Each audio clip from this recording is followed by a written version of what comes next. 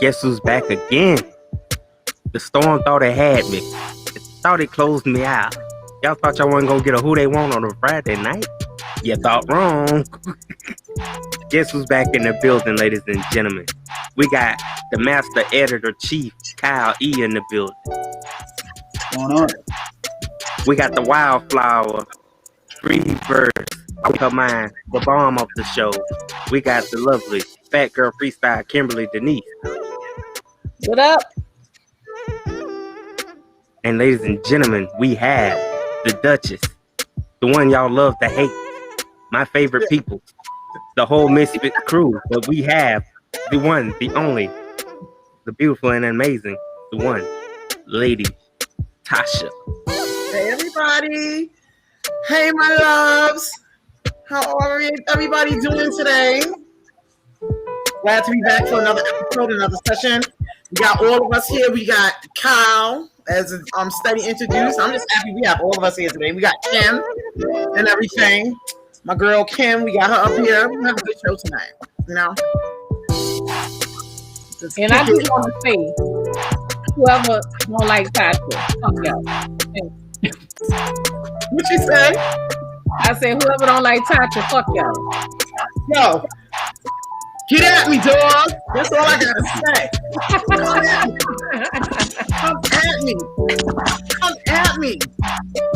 Come at me. That's all I got to say. This is the pre-show. No, but real shit. Let's talk about it. I'm feeling froggy today.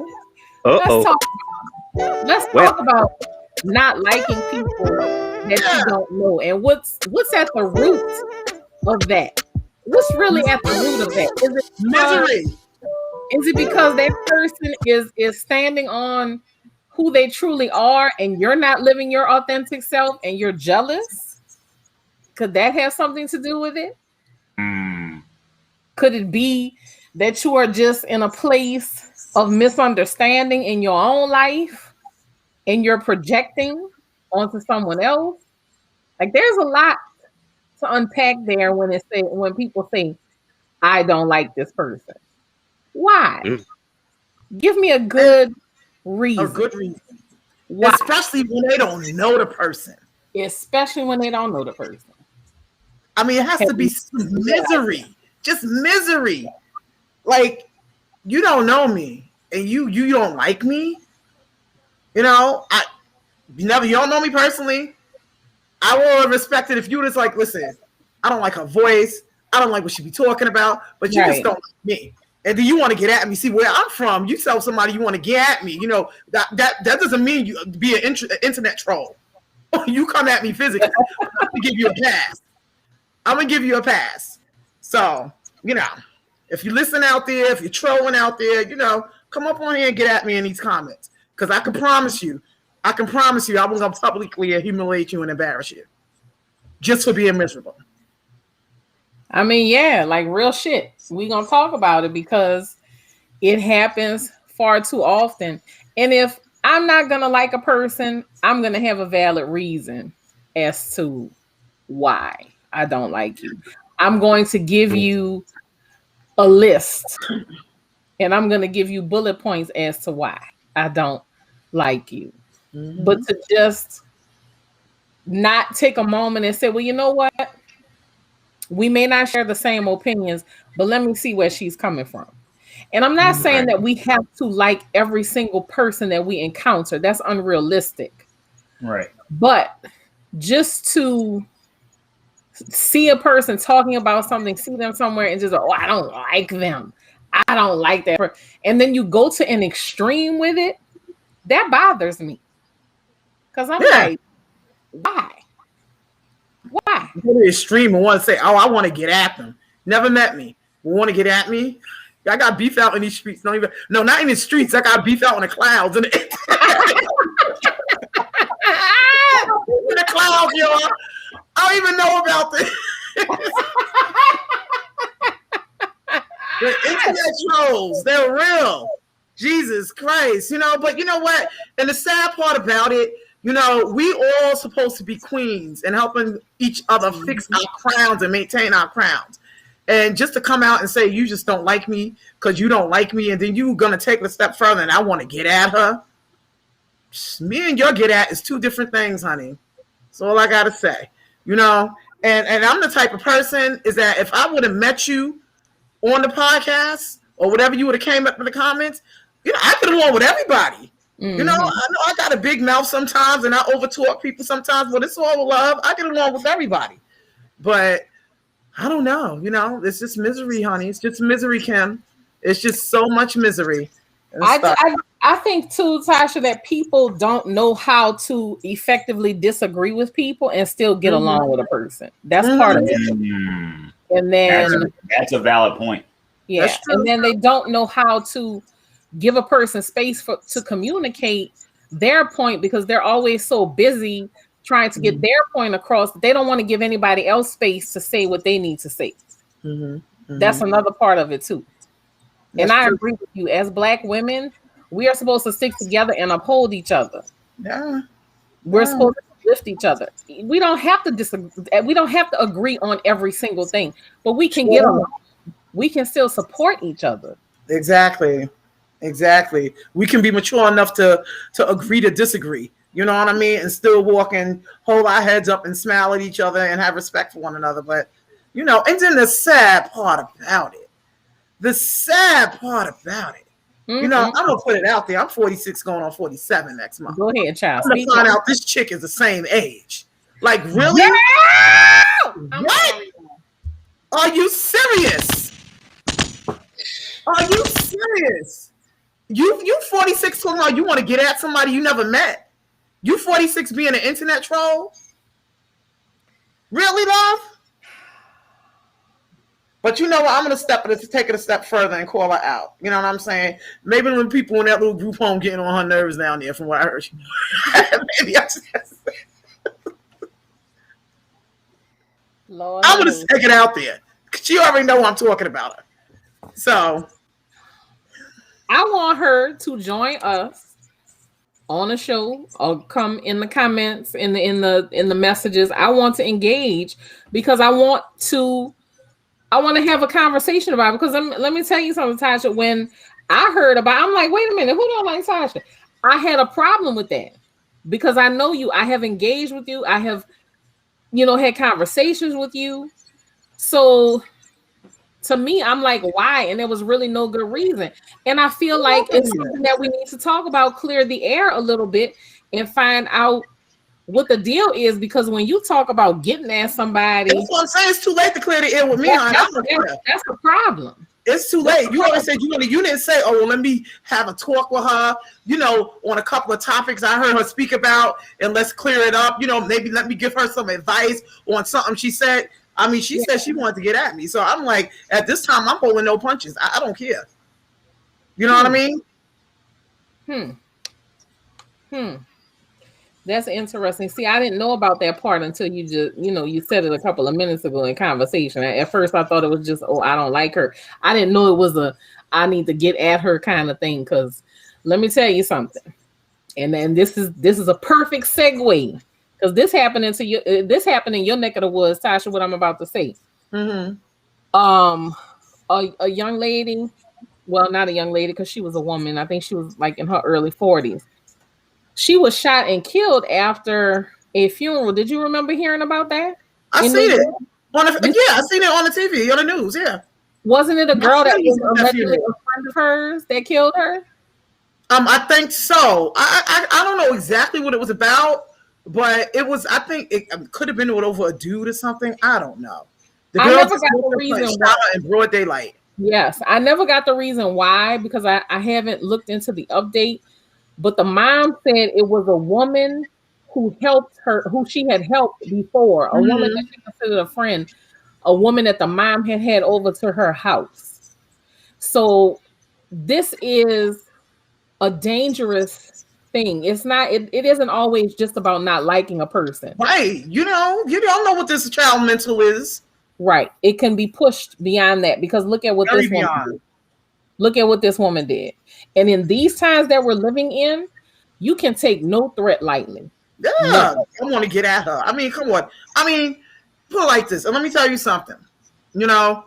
Don't think about getting at the CEO after this show, because I'm going to get at you myself if you do. I'm putting it out there. I don't care how you feeling right now. I don't care if you in your feelings. I don't care if you feel like somebody blew your spot up. You think about coming after him, I'm coming for you. Okay. And let me tell you something, baby. I got that good old New Orleans hoodoo on my side.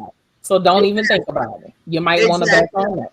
He got people out here in these clouds, bitch, because that's where you at in the clouds. So that's where we're going to see you. Right. So he got people out here in these clouds and in the streets. Right.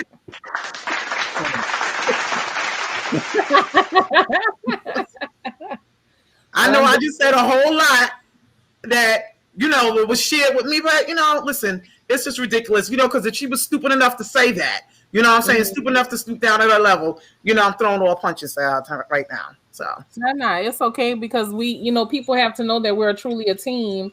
Exactly. Together. And when you come for one, you come for us all. And that's just what it is. That's just what it is. Because we going nowhere from up top. We going up top from here. Up top. Okay.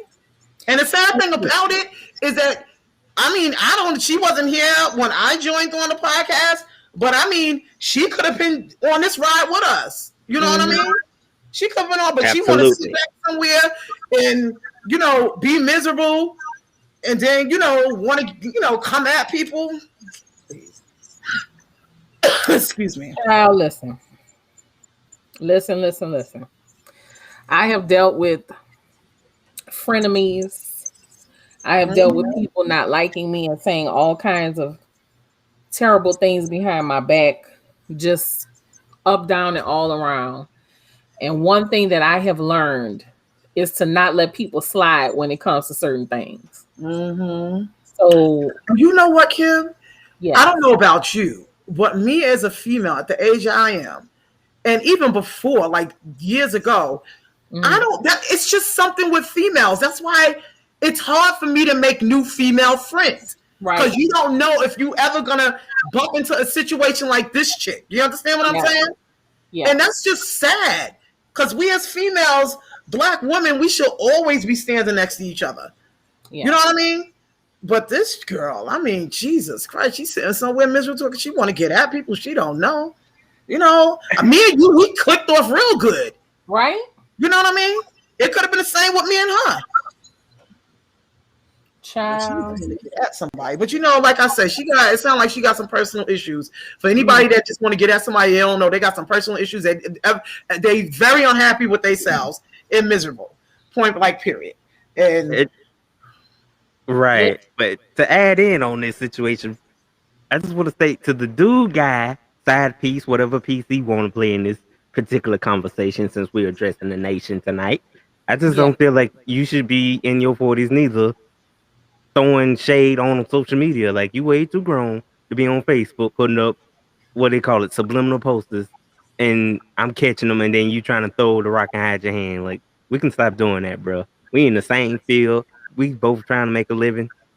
I'm just a little more smarter than you, obviously, but hey, it is what it is. And is it something in people that put up the subliminal messages? How does it make you feel when a person you addressing it to just really don't care? You just wasted all that time and threw it. And they don't even really care. Who cares? Every time you did it, my ratings went up. Like, the team ratings went up. So I'm like, what harm are you really doing to me, bro? You up there putting up, if he had to block you and erase you, then he really the one mad about the situation. No, I wasn't mad about the situation. I did both of us a favor to show you that I'm not stooping down to that level, and I'm a bigger CEO. I'm just going to continue getting my bag, and you become irrelevant. So they both sitting up there with each other just being miserable. Ain't that something?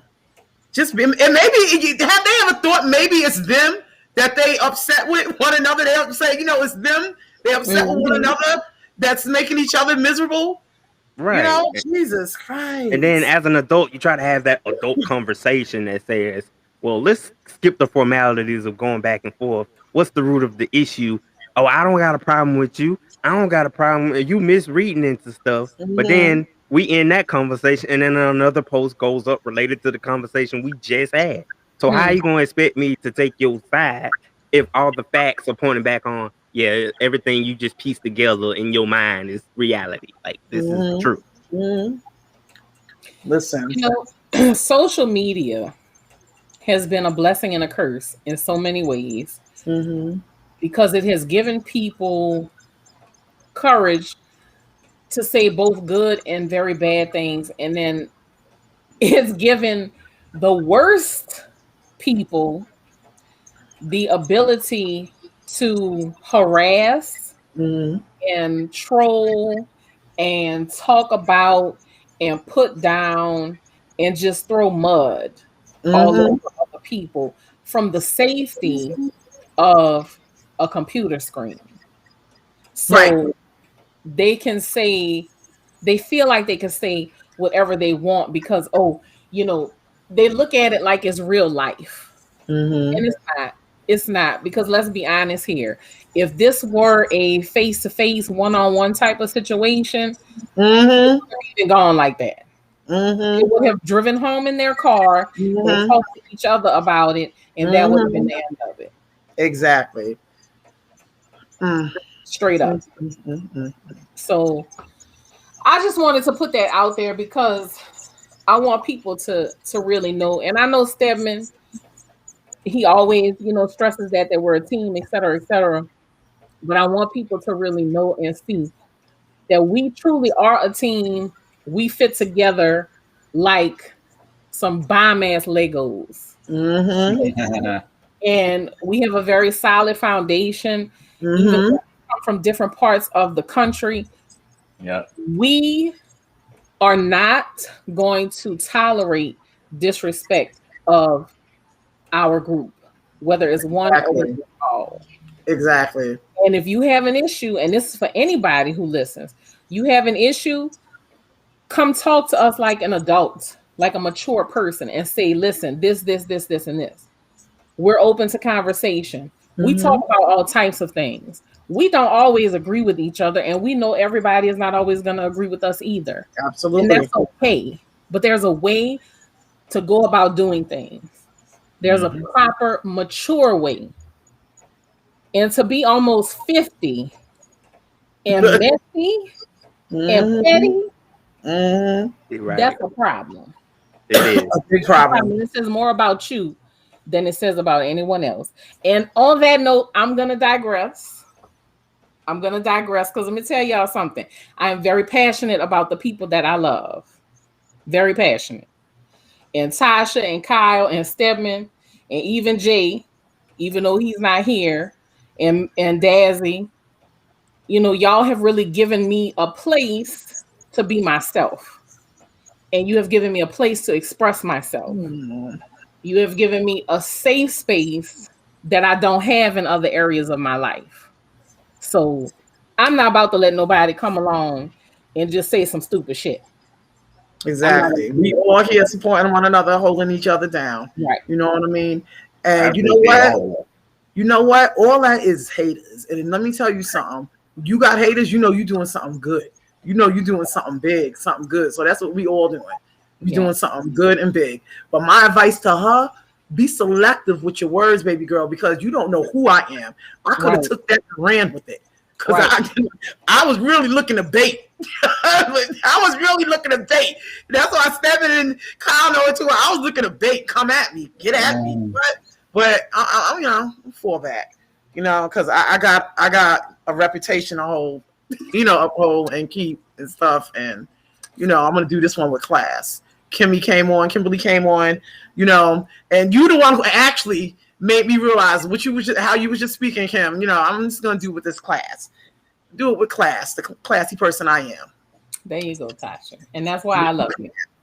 And that's why I love you too. That's why I love Kyle. That's why I love Steady.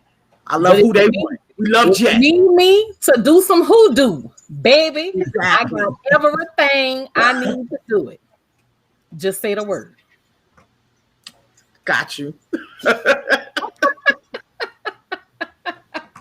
Well, with that being said, ladies and gentlemen, welcome back to the Who They Want podcast show. This is Fat Girl Freestyle Friday. You just made it through the pre-show. Yeah. So now we can get the show on the road. Yeah. So there's a hurricane a coming, y'all. A hurricane a coming. A hurricane coming, Ida. Ida. Yeah. They named this one Ida. Ida sounds like a. It's because we just had Henry. Henry. Ida, yeah, and Henry with an I. I wonder who was spelling that first time I ever saw that. But now we got Ida. Ida and Henry sound like a couple that were together too long, then broke up, and then just got like just got pissed at each other, but never forgot each other. Like they still love each other, but they hate each other at the same time. It's like, you know what I'm saying? And then they grow up to be this old couple who's like, you know what? All right, we should be together. Okay, I get it. You are a crotchety old lady, and you are an immature old man, but for some reason we can't stay away from each other. You know, and there's the story. There's the story right there. Because every time I think of these names, and my name is like very common, Kyle, right? But but with names you don't hear anymore. You know what I'm saying? They're not really common. So when you hear like something like Hurricane Ida or Henry or anything like that, it's like, okay, what's this gonna be like in the next few years when people do start naming people, like when me and Big Dog's generation gets older and we start naming these storms, what is it gonna be like? Or when the next generation after us gets older and they start naming these storms, it's gonna be after public figures of the day, like or I be wondering how these people be looking when I be hearing the names like Henry. Like, what does Henry look like now? You're a Hurricane Henry coming at us. Jesus Christ. And he was a still driving man. Attitude. Henry has one bad knee, and he had a hip replacement about 3 years ago. Yes. That's why Ida coming through Louisiana. Obviously, he was a jazz singer back in the day. Right. Listen, Ida is pissed. Ida got rheumatoid arthritis in her back. They done denied her for the third time on her increase on Social Security. Oh, she lost her last $20 at bingo. She lost her last $20 at bingo. Ida is bad. Okay, she is pissed. You didn't she just came through my little city, and yeah, I ain't gonna speak on it because I don't want to feel her rapping. But she ain't pretty. Hold up, wait. Remember we had that hurricane called Irma back a couple of years ago? Yeah. Irma. Oh my God. I'm going to send you something. I want you to try to show this. Okay. Please try to put it up. Oh my God. Lord. Oh Lord. This is the funniest thing. And this goes back to what we saying. If these hurricanes had a face to them, how they would. Lord Jesus. But look, y'all, listening to Kyle talk about Henry and Irma had me thinking, you remember on In Living Color? And we still together. We still together. They used to fight.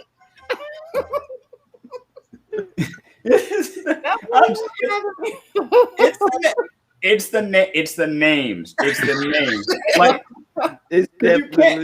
like when somebody says that sounds like an old person's name, you got to remember that person used to be young, which means that name was very common when that person was growing up. So to say that was an old person's name doesn't make any sense.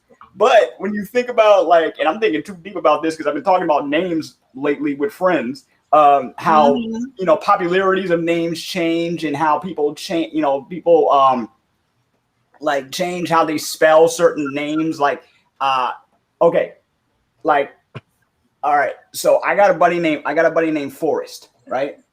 Right. And recently, my brother, he sent me another way of spelling Forrest. Anybody want to take a guess as to how this is spelled? 2 R's and 2 T's. You're actually close. You're actually close. 2 R's, 2 T's, and 2 S's. It's kind of close. Like you're kind of there.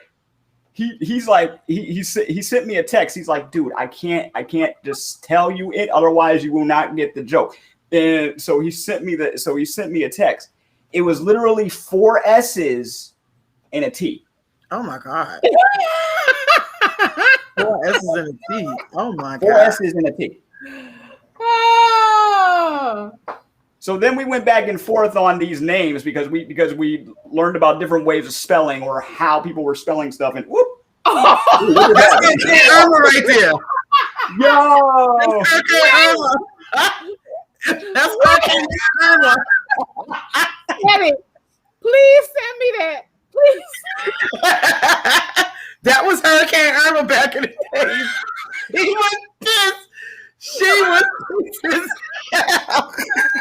Daddy, you gotta send me that, please. That was Hurricane Irma. Lord have mercy. Okay. For those who can't see, for those who are listening and can't see this, we have to describe what this picture looks like.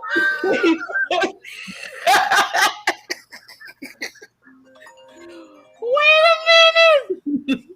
Wait, they couldn't see it? The viewers couldn't see it? No.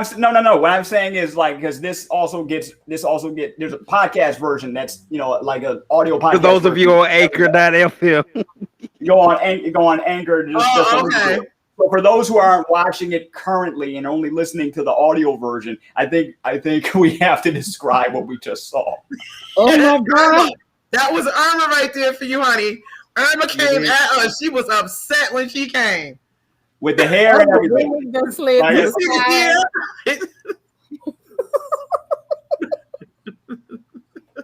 I'm sorry, y'all. Just imagine. one more time for those who are just tuning in. Bam. Irma. That was Hurricane Irma back in the days. When she came a couple of years ago, right? Yeah.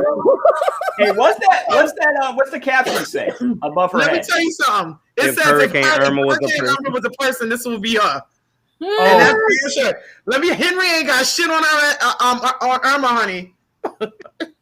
No. Jesus help me. Jesus. Sweet black baby, Jesus help me. For a second, I thought that was a mugshot. It is a mugshot. It is a mugshot of somebody's grandma who done did something. She definitely ain't had no business. Exactly. She looked like she had about 3 pints of some old granddad. Had a couple of shots of moonshine. Ooh, and she ready to whoop some ass. Lord, I needed that laugh, y'all. Thank you so much. Happy Friday. That's what we here for. Lord Right? have mercy.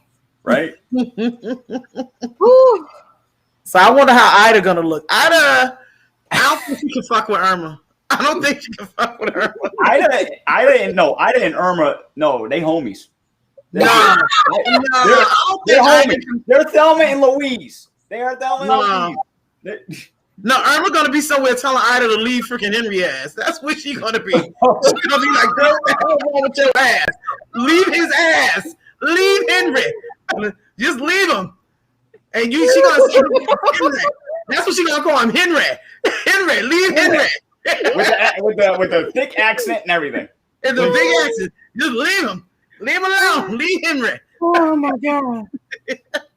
Oh my God. You were supposed to be going to the store to get me another box of tobacco, and you ain't came back. Yeah, Did he say box of tobacco?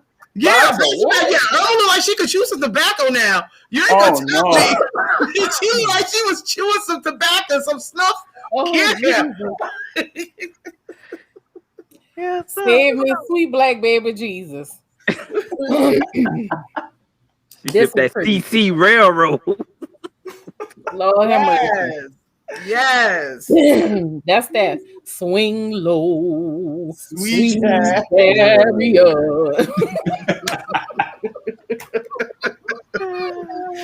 What?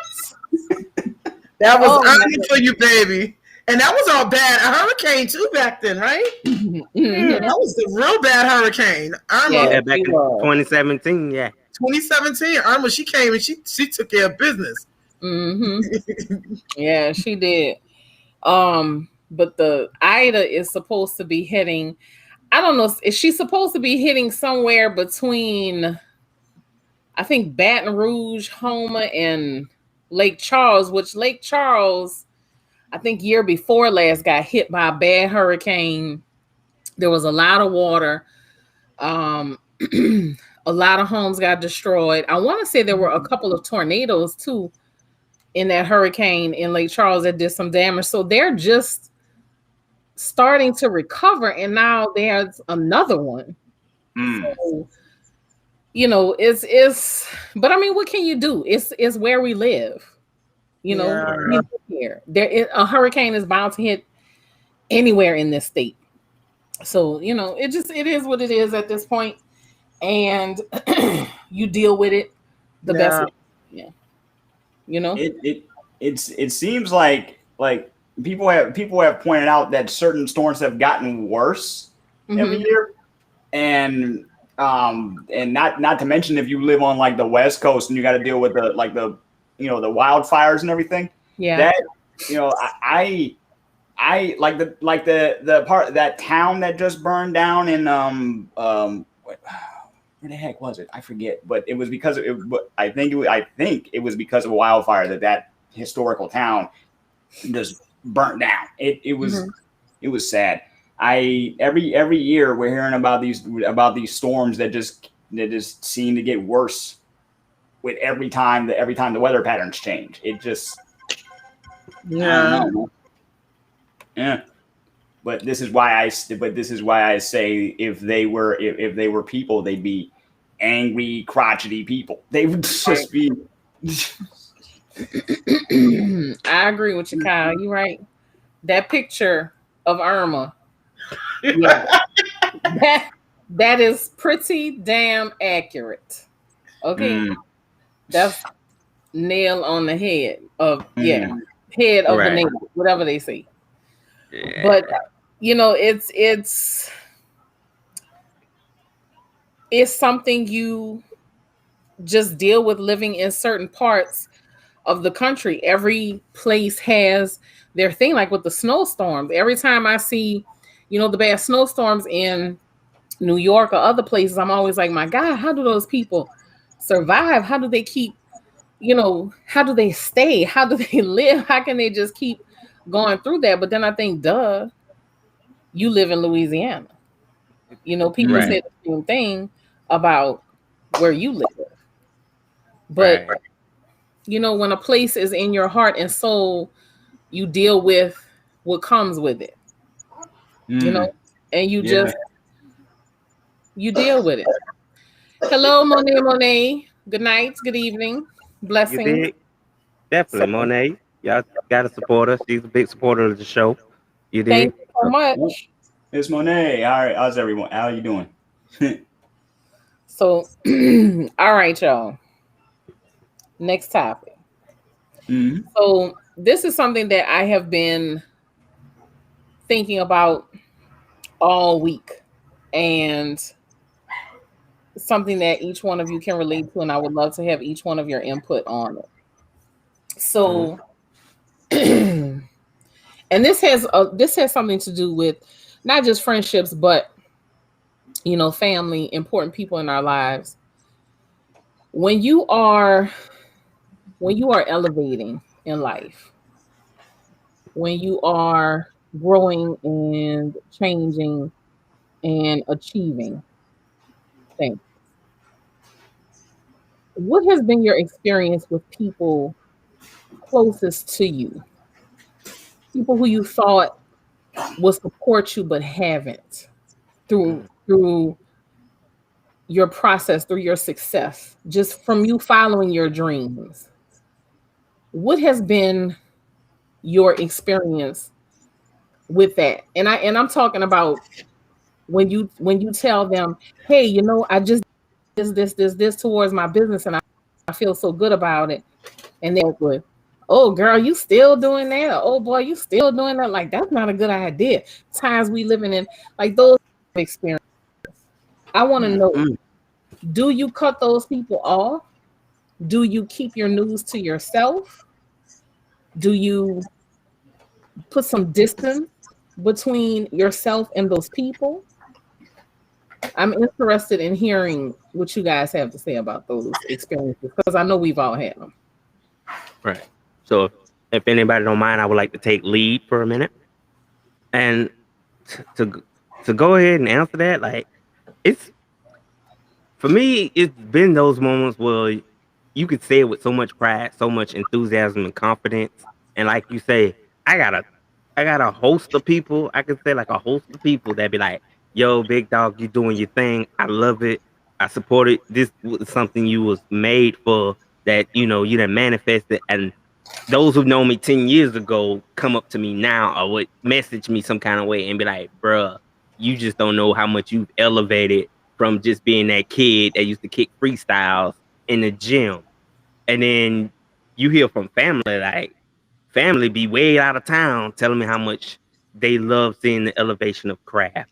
They love seeing the inspiration I've become and the motivation. Now, from the negative angle, I've been, as you can see, I've encountered a few of the knickknacks of the hatred, but right now I'm at a state after this week. I think I put some healing into myself, so I'm like, you know what? I'm unbothered about the negative. About, like, I see a lot of people share videos where it was like, yeah, I see the views, but I don't see the like and the share. Basically saying, I see you silently supporting me, but your pride too high to say good job, congratulations. One thing about it, I ain't tripping over it. It don't make me no never mind. I'm still appreciative. It motivates me even harder. That lets me know I got to go harder. That's why I came up with the mindset to go 7 days a week. I don't give my haters no days off. I just keep grinding.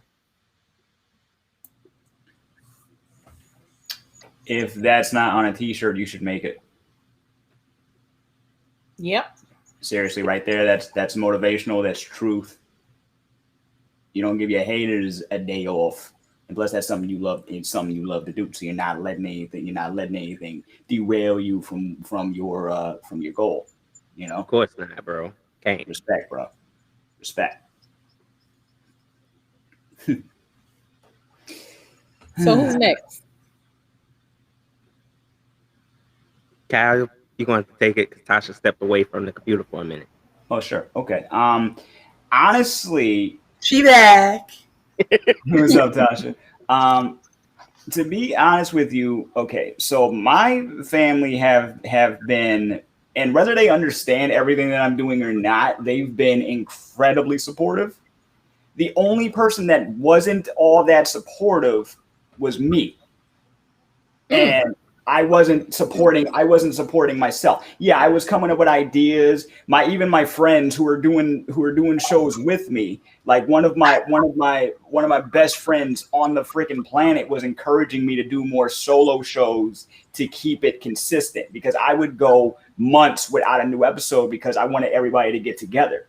Or if somebody had an idea, and then we would go, I would get my gear, and then we would set up at that person's house, and then, like one of my homies' houses, and then we would just do a show there, and then I would edit there, because I used to edit everybody's shows. But my best friend, my brother, he's always been on my corner. He's like, hey, I like doing this stuff, but consistency is key.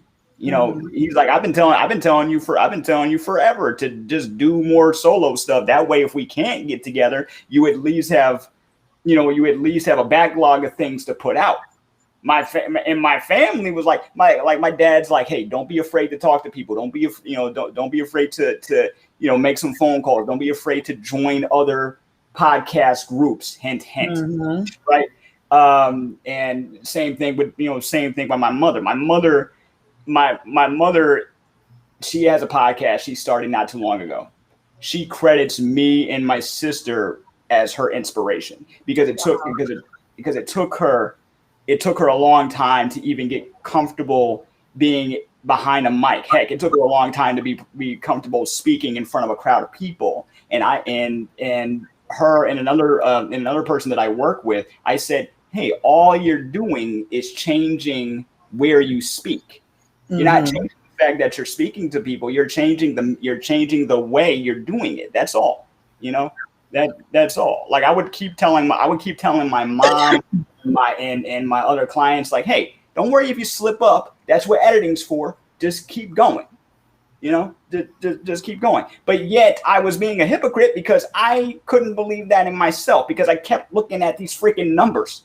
I kept looking at the numbers. I kept looking at stats. I kept looking at comments that weren't there. I'm like, oh man, no, I know that this is going to get, like this many hits, or I know I'm going to get this sponsorship, or I know I'm going to get this, and then it doesn't happen. And then I get discouraged. It would take months between videos or whatever project I would do for me to get back and say, you know what, I'm gonna start having fun again. So really, I always had the support of my friends and family. I just didn't 100% believe in myself, and now I can honestly say I'm getting there. You know, it was all an internal issue in my case. Well, that's good. You know. It's good, you know. You just because you're your biggest supporter. You know what I mean? So, if you don't have faith and support yourself, you can't expect other people to do. You know what I mean? You're gonna run into haters. You're gonna run into doubters.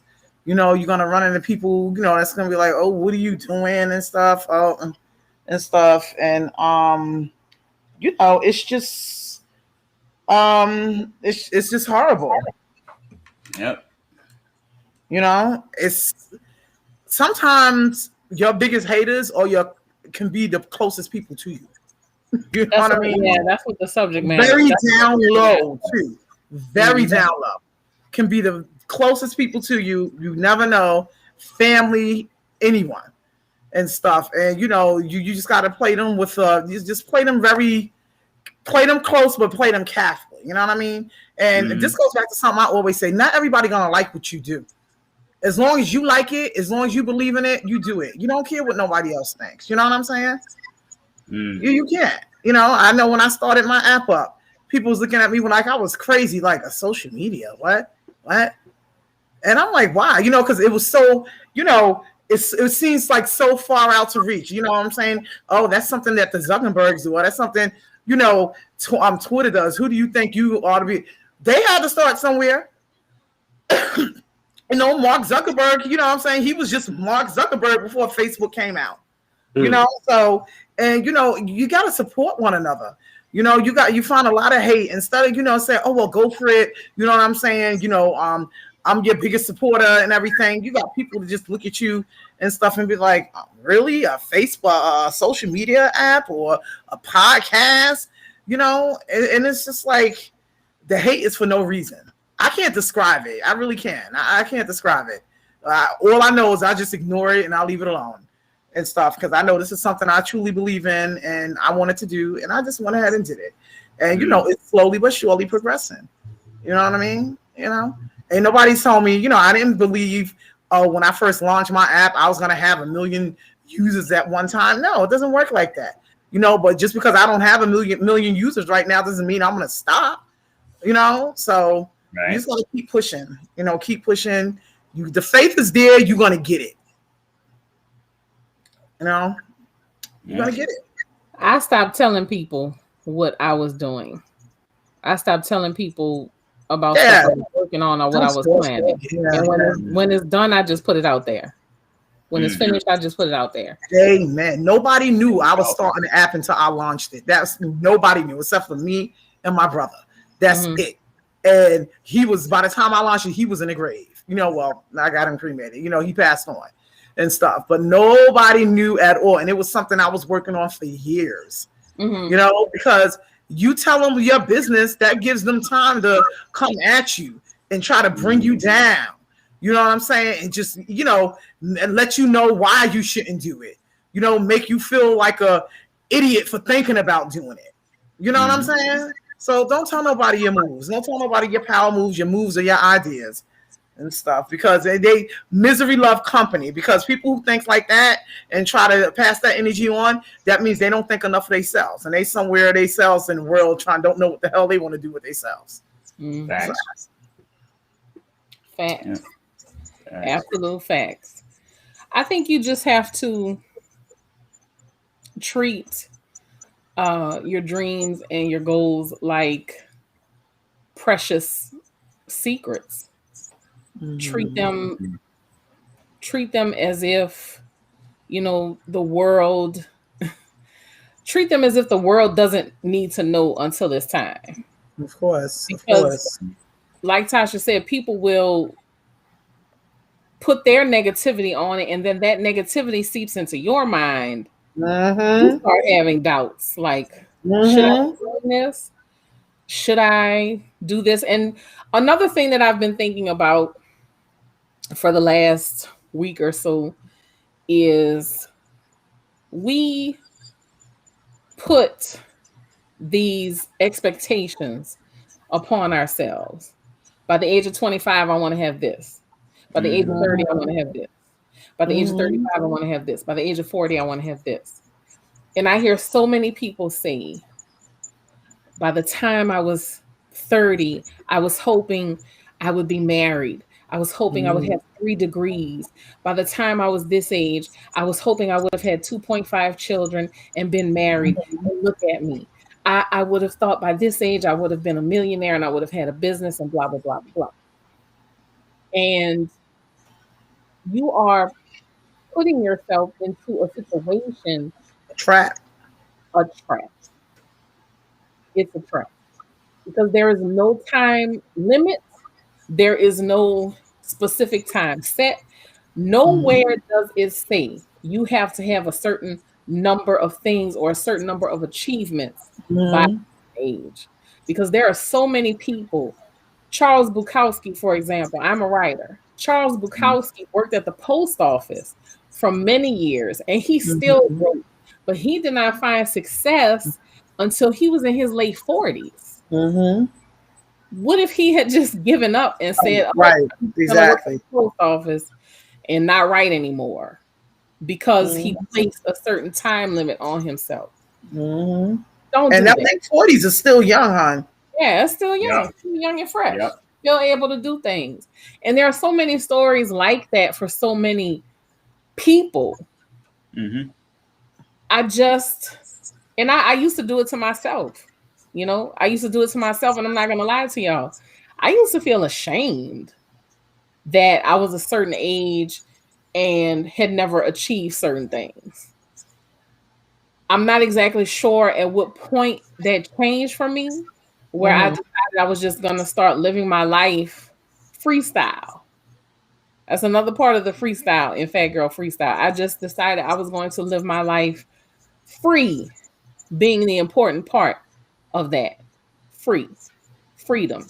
And when you free yourself from these unrealistic expectations, whether you place them upon yourself or whether they are placed upon you by other people, Mm-hmm. when you find that freedom, amazing things start to happen. Mm-hmm. But we are also in bondage to other people's thoughts and feelings and opinions because Yep.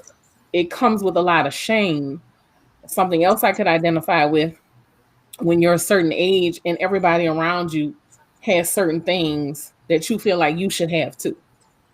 I have Mm-hmm. someone that I know very close to me, and her mom is always like, your sisters have this and your sisters have this, and look at you. Look at you. She's a creative. She's an artist. We understand what that's like. Mm-hmm. You know what that's like. We know what it's like to be a creative person. You don't live by the same sets of rules like everybody else does. Exactly. But it puts a burden on you, especially when people who say they love you are telling you these things and making you feel like they are ashamed of you. So for anybody out there who is watching this, listening, please, please release yourself from that bondage and remove those unrealistic expectations, because success is success is success, and realizing your dreams is realizing your dreams, whether you are 25 or Mm-hmm. 55. It is all the same experience. Doesn't matter how long you do it, as long as you do it. How long it takes you to do it, as long as you do it. You know what I'm saying?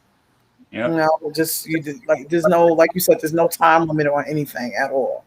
You know, and stuff. Nobody's promised tomorrow neither. So for you to give up on something, you know, because you think you're getting too old or you think time done went by, no, you don't do that. You don't do that because, and then if you keep doing that and be like, oh, I'm not going after this dream no more because now I'm 45, I'm 50, then you get to be 70 and you look back 20 years ago like, damn, I was only 50 20 years ago and I gave up. Bye. You know what I'm saying? Yep. Still had time to achieve. Exactly. So just go out there and get what you want. Get what you want. Do what you want. I just ask you, you know, make sure, you know, you're doing it and it's something that's, you know, something that's good, something that's not evil, something that's not going to hurt anybody, you know, something that's going to help uplift people and stuff. You know, when I had my app in mind, the first thing that came to my mind is like, dang, I can get something out there that can help employ people. You know what I'm saying? People can get on, you know, inspire people.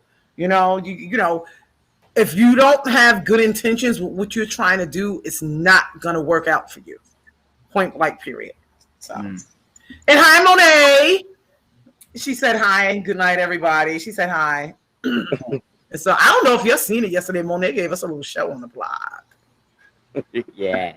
Look at Steve. He's like, yeah. Yeah. You wanted to say something, Kyle?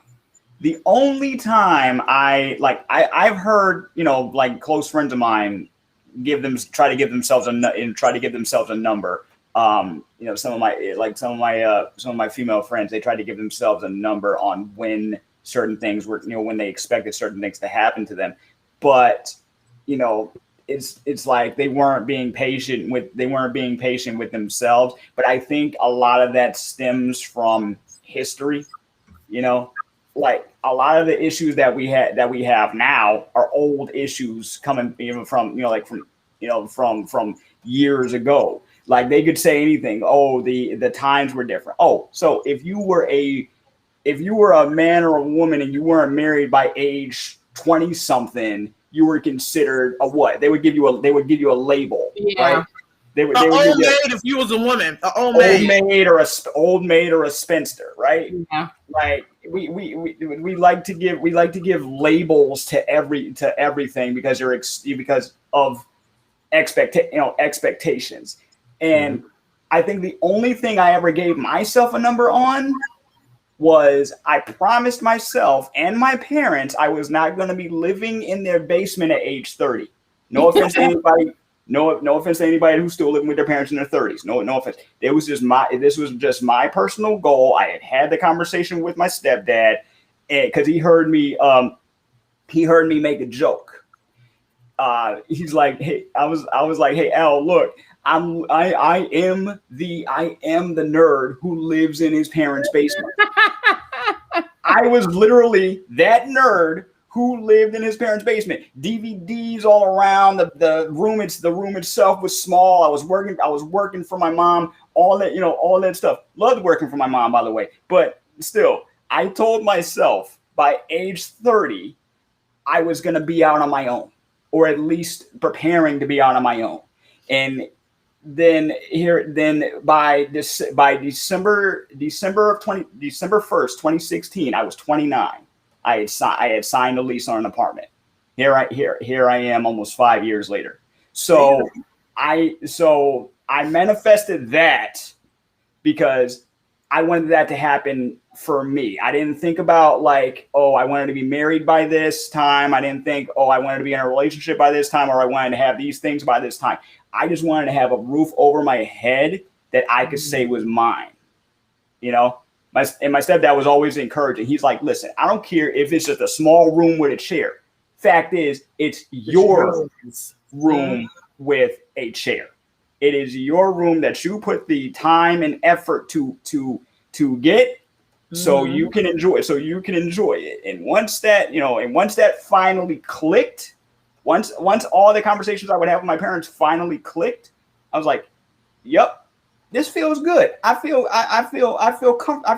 comfortable here, and now I'm working for myself. My next goal, probably I'm going to do a short-term goal because I'm writing a bucket list, and one of the things on my bucket list is to sing karaoke in front of a bunch of strangers. Yeah. Because I have yet to do that. So far, my bucket list consists of zip lining and singing karaoke. Zip lining. I've never done zip lining. Almost had the chance to do it in Jamaica, but we ran out of time. You know, so just trying to set some short-term things that I want to achieve, and then go for the long term. Like I told you about. Like I told you about a potential client I'm trying to help. You know what I'm saying? If I don't get this one, then I'll move on to the next one. But I wasn't able to say that not too long ago. You know? So I'm constantly learning. It's not about the age. It's about willing to learn from your mistakes and your achievements. You know what I'm saying? What is it that you can confidently say, you know what, I'm glad that I did that. And are you happy once you've done it? Are you happy? Point blank. Are you happy? Is this feeding your soul in a positive way? You know? That's real deep, bro. Yes, it is. Yes, it is. You just gotta have the right people around you too in the circle. You know what I mean? Yes. Keep your circle real tight. That too. Real tight and stuff. You know, just make sure the people around you are really for you and stuff. And sometimes it's hard to tell and everything, you know. So that's why you just gotta always make sure you're your biggest supporter, you know? Absolutely. And while we're on that subject, y'all gotta be mindful of who you entrust in these secrets, these plans, all these things too. Because even though they in your circle, it's always a Judas in that circle at the same time. So while you up there thinking about how to get rich tomorrow, they already trying to get your same plan going that instant. You know what I'm saying?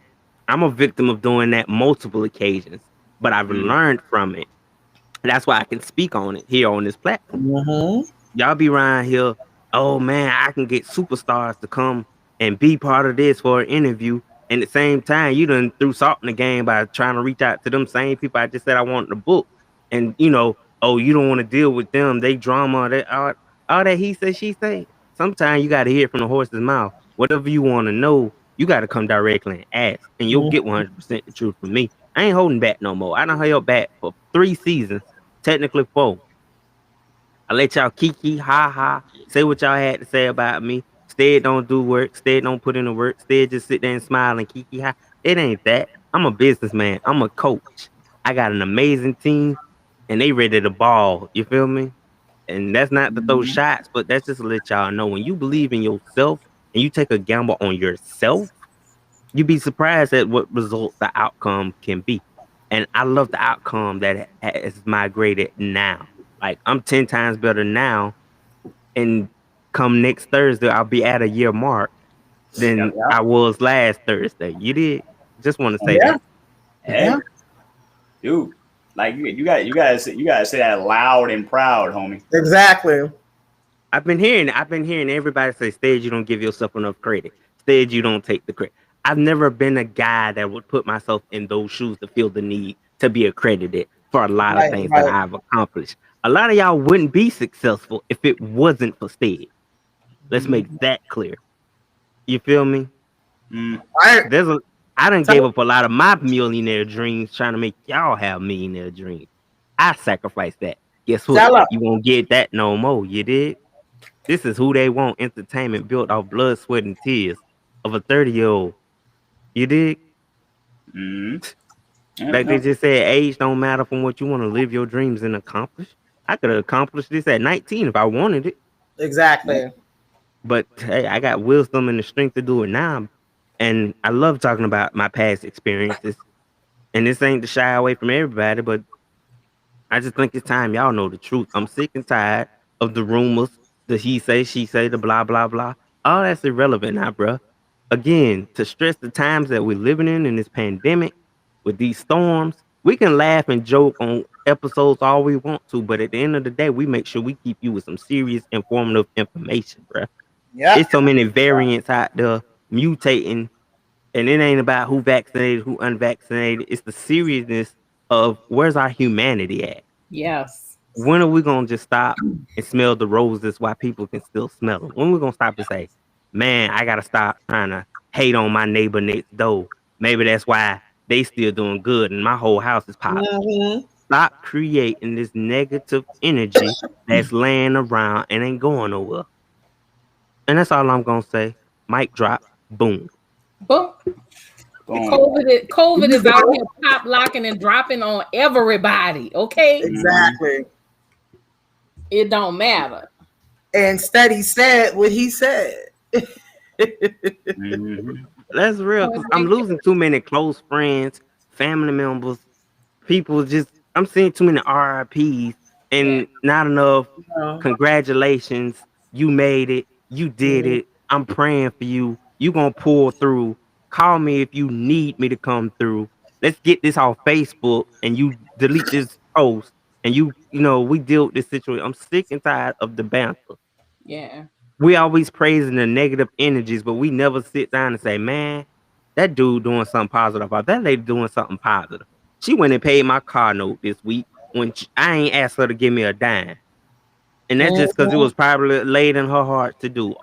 My lights got cut off and an hour later it was back on. I don't even know why, but I get a text message that say you welcome from the same person I was shunning all month. Stop. Enjoy life.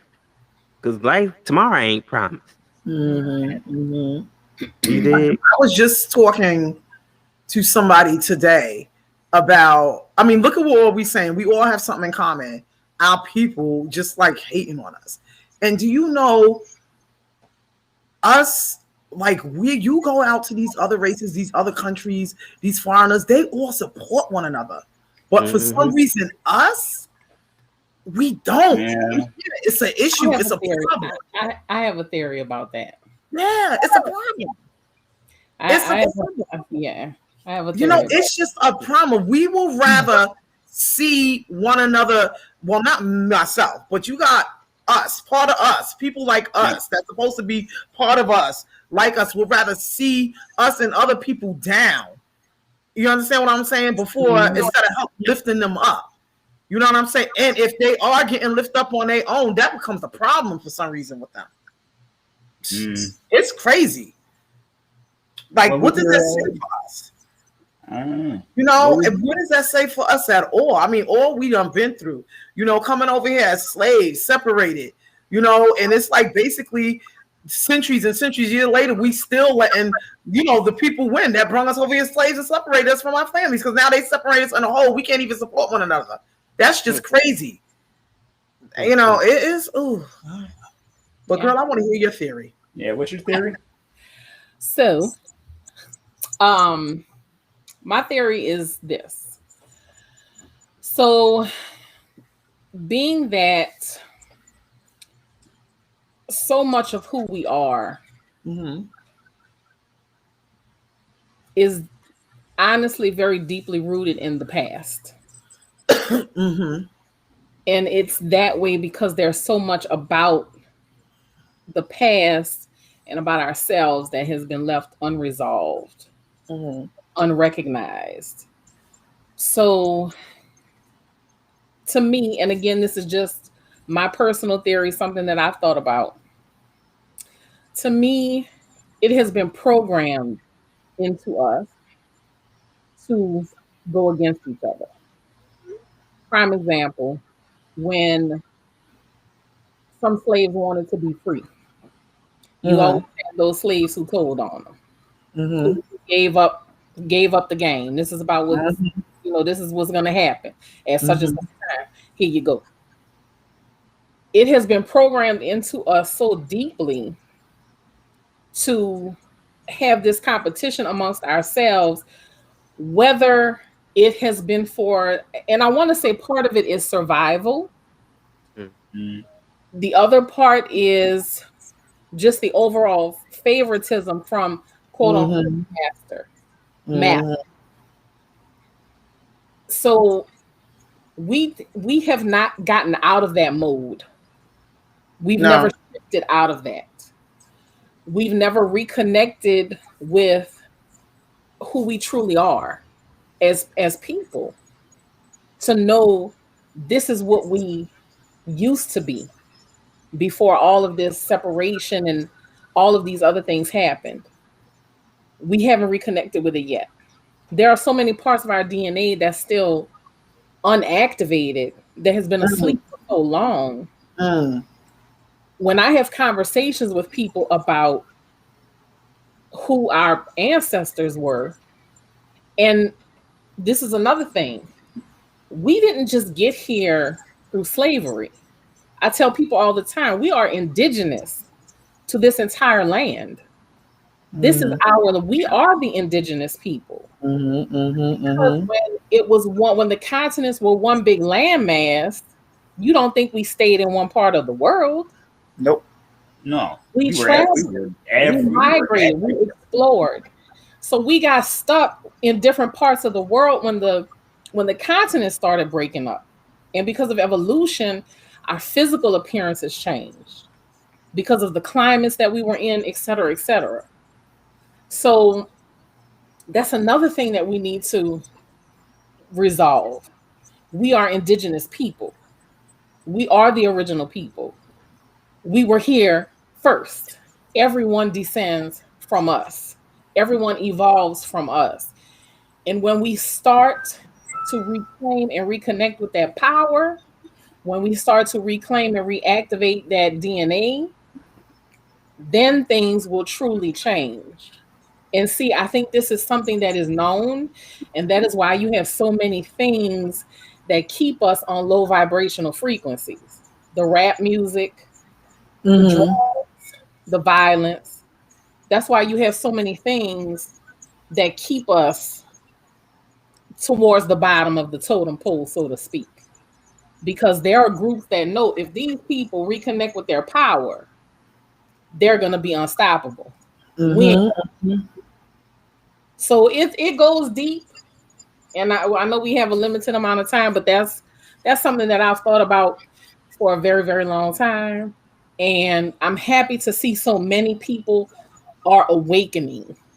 There are a lot of people who are waking up, but there are so many of us who aren't. They literally wrote books on how to program the Black mind. They have books on this shit, on how to program the Black mind. They made videos on how to program the Black mind. They made videos. They put Bible passages and twisted them around. I saw a video the other day. I'm not going to say from what religious sect it's from, but I saw a video not too long ago. It's a banned cartoon, and this cartoon literally said that originally, like, different gods lived on different planets, right? And those who like rebelled or something were sent to those who didn't choose to be sent, but as punishment, not only were they sent to Earth, but they darkened their skin. So according to whoever made this up, darker skin was a punishment.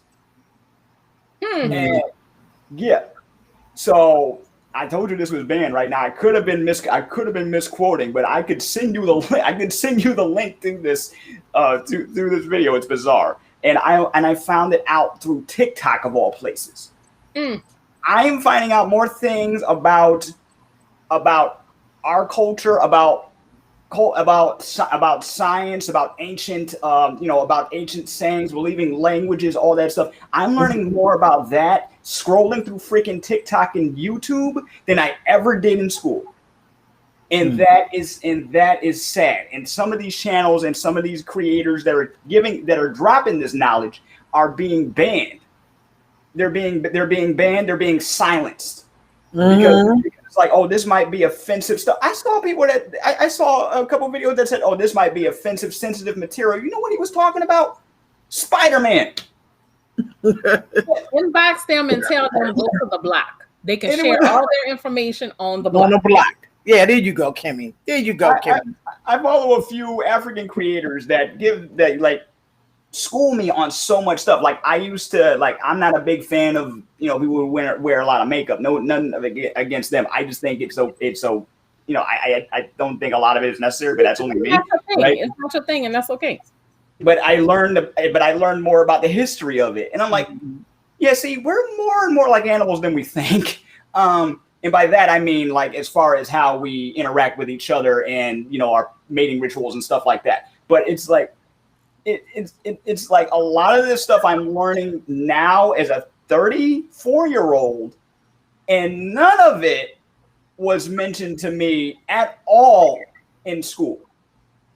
My mother would come in sometimes to teach Black history because, like, when we were kids, and when me and my sister were kids in Catholic school, because they only taught like the very, like those like very basic of basic things, basically to get through the month. A little bit of Martin Luther King, George Washington Carver, a little bit of Frederick Douglass, slavery, stuff like that. Some key points. All of the safe Negro content. All the safe stuff.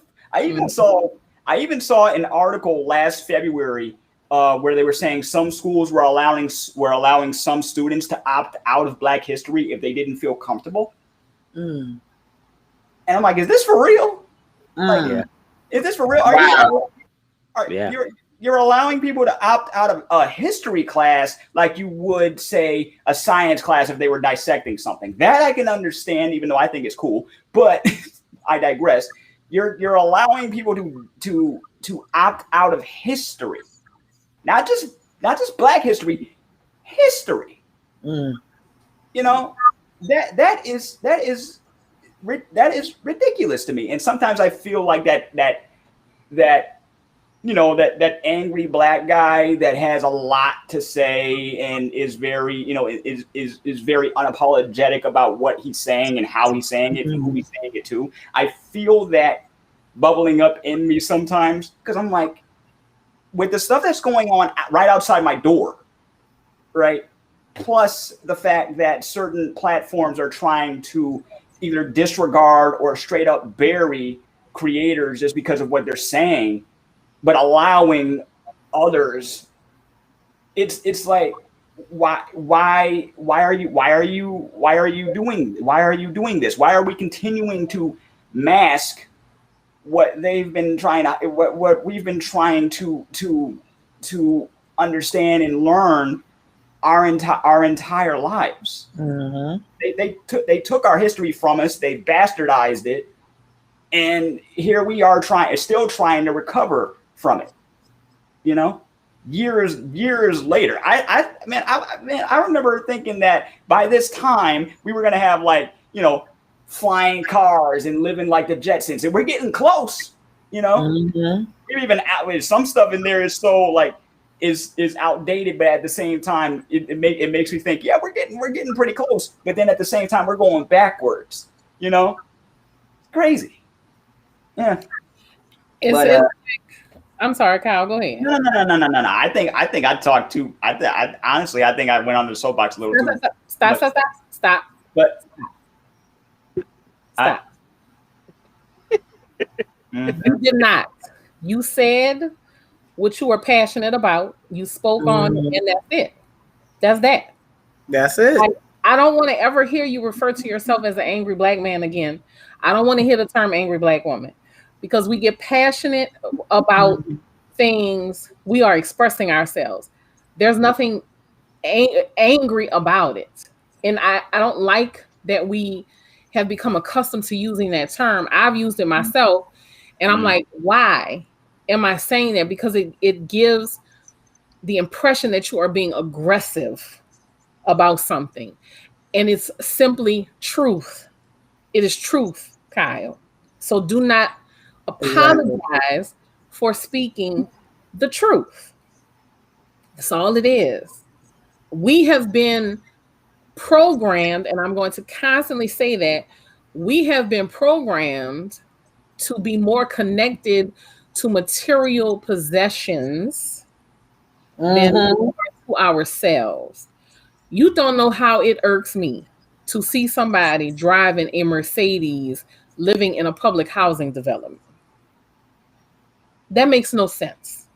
Disgusting. No, it is. Because you are buying into the program. And who they want is here to reprogram your mind. Because it's what? Power to the people. Okay? You did. You did. So it's a whole conversation that needs to be had, and people will not receive it. People will not be accepting of it. And guess what? That's okay, because we are all at different levels. We're all at different levels, and some people will get there and some people won't. Some people won't. And that's okay too. As long as you are speaking the truth, whatever that truth is for you, speak it. Well, I like to pass around some positive energy, if I may. Yes. I think if you guys are up for it, we do a little exercise. We say at least one thing positive about ourselves and each other. Everybody on this conversation right now, say something positive about themselves and then each other. Okay. I like that. Right. I'll start. Go ahead. Positive about myself. A lot of positivity, but the most thing is that I'm proud of myself. Very proud of myself. All right, that's one positive thing. All right, but that's the ultimate. Kyle, I love you, and I'm proud of you too. Steady, I love you, and I'm proud of you too. You got this platform here for all of us. You know, you've given us a place where we can come and have a voice and be heard. You know, and uplift people. And Kimmy, I love you, and I just want to say thank you for helping me uphold my crown. And I'm going to do the same for you, because that's what we got to do as sisters. Yes. Yes.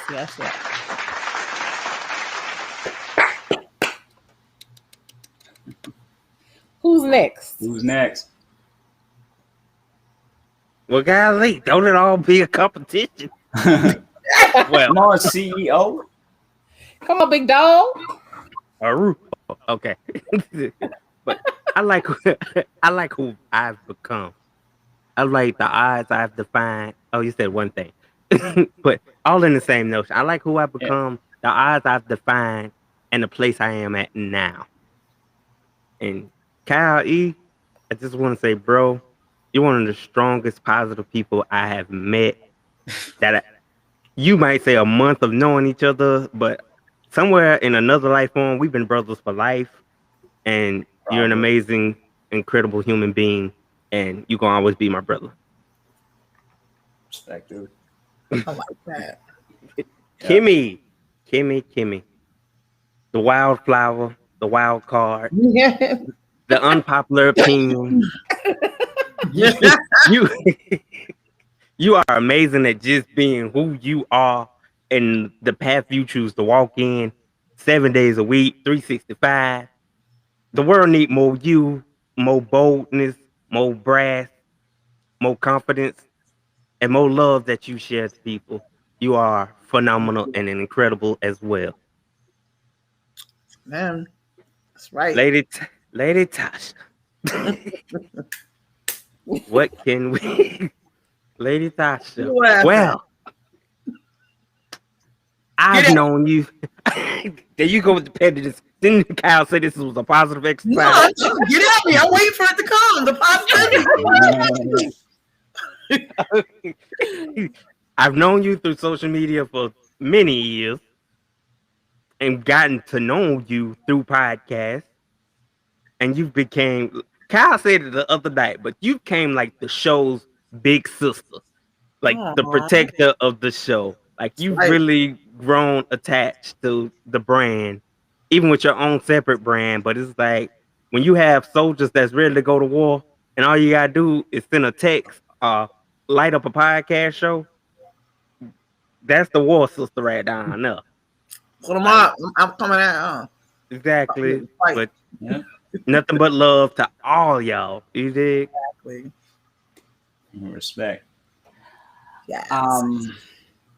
So with me, I've allowed myself to make mistakes and be okay with it. I've allowed myself to make mistakes and be finally be okay with it and be okay with me. Okay. You're human. And that's exactly. But that's something that I've always struggled with. And not because I didn't have the support. It's because the world had other expectations for me, especially being a black kid with CP. You know what I'm saying? So now it's off to the races, because not only do I have the support of others, but I truly believe in and love, but I also finally have the support of myself. There you go. So I'm gonna go ladies first.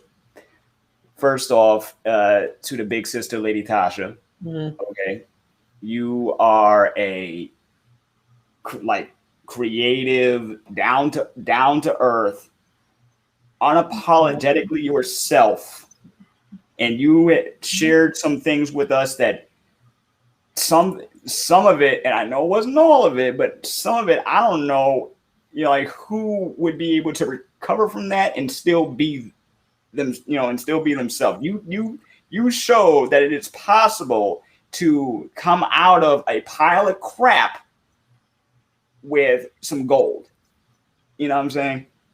And I hope that whatever you end up doing, the block, more podcasting, your own show, whatever it is, I hope you do it, and you do it the way you want. Exactly. Thank you. Aww. Kimmy, and I'm gonna make sure I do that just for you. Yeah. And you're already doing it. You're just moving forward, Kimmy, you remind me of both of y'all remind me of people in my family. Both of y'all remind me of people in my family.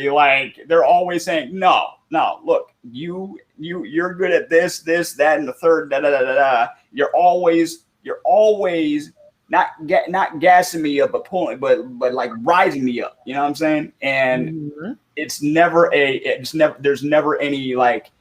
kind of backhanded compliments. There's never any. I never felt like any of it was fake.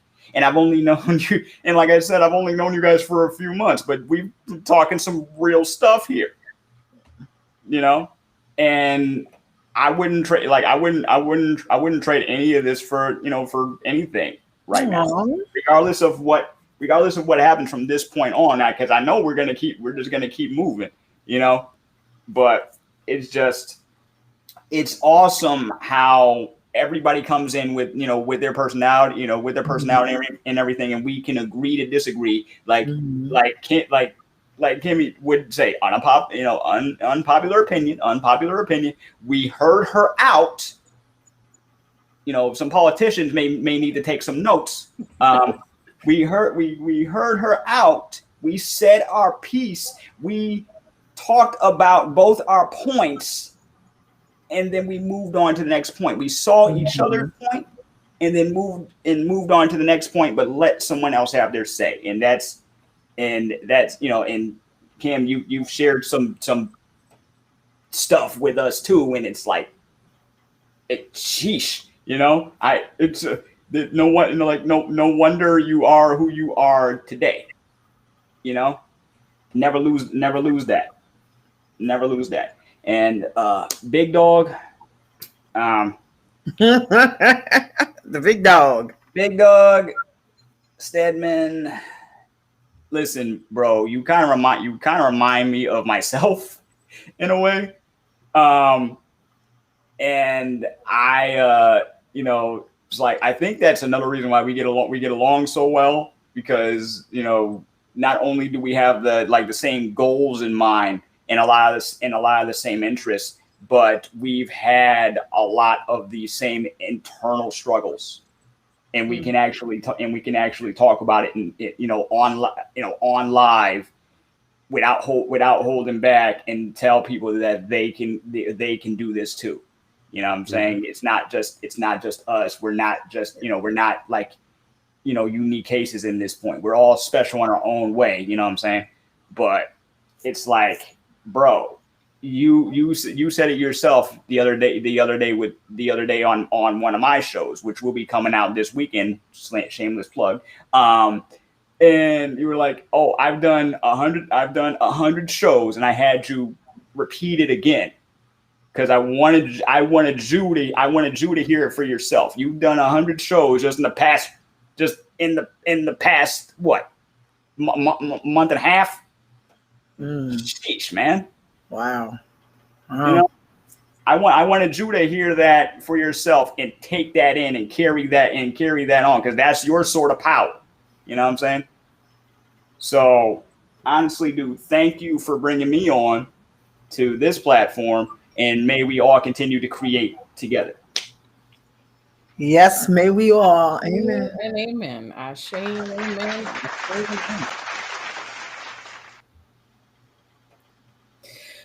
I guess it's my turn. Your turn, sis. For myself,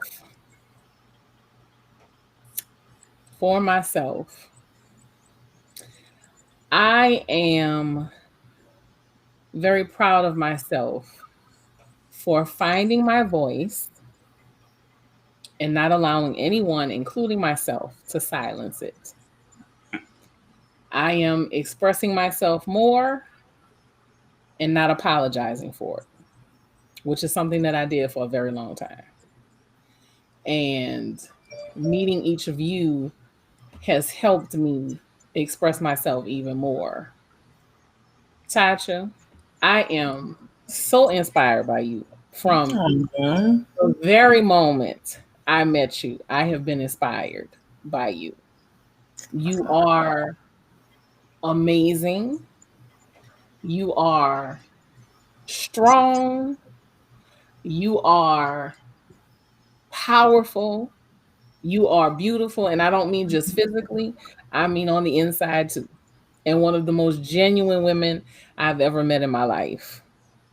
And when things get tough, I want you to always, always remember what you have accomplished in your life, and that nothing and no one can ever take that away from you. And I want you to know that people are watching you. People see you, even if they tell you or don't tell you.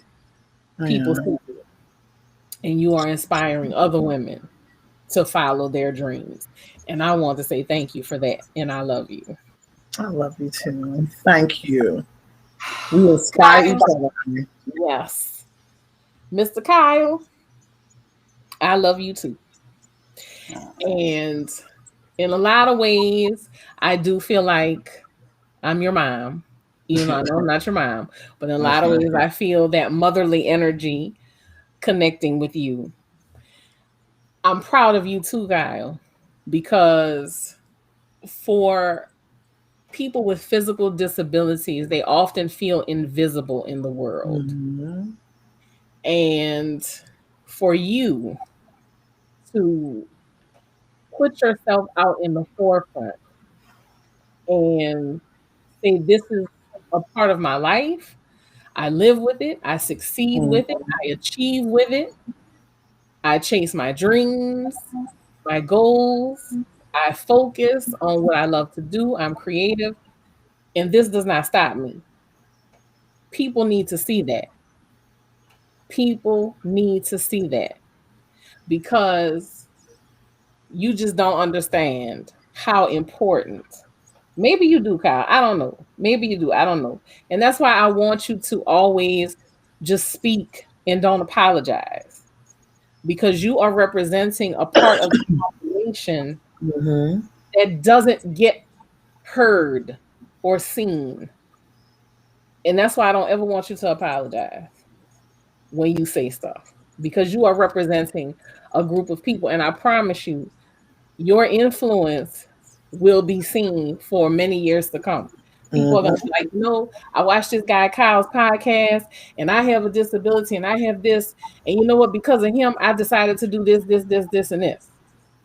So I love the fact that you don't let it stop you. So I appreciate you for that, Kyle. Same. And steady rock. Let me tell you. You came across me. I'm not even sure how you came across me, but I'm glad you did. I'm glad you did. Because, you know, you and I have talked quite a bit. And even in this short period of time, I have seen a huge difference. I have seen you become. And I appreciate you for allowing me to be witness to that. All of us to be witness to that. You have really given me a space, given all of us a space, but I'm speaking for me because I really needed it. I never told you that, but I really needed that at that time in my life. So I love you very much, and I am very proud of you for your determination.